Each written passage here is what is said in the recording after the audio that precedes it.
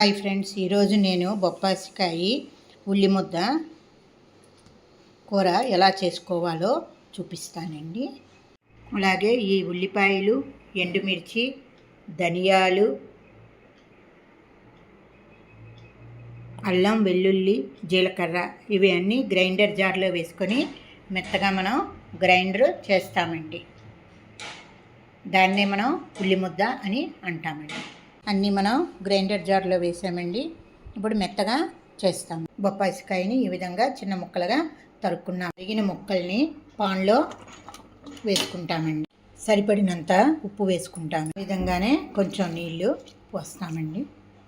కొంచెం పసుపు వేస్తామండి. పసుపు నీళ్లు పోసాక ఒకసారి బాగా ఈ విధంగా కలిపేస్తామండి. పాన్ మూత పెట్టేసి ఒక విజిల్ ఉంచుతామండి. ఉల్లి ముద్దని ఈ విధంగా మెత్తగా ఆడేసామండి.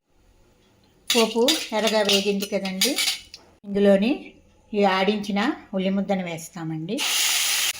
పచ్చివాసన పోయినంత వరకు వేస్తామండి.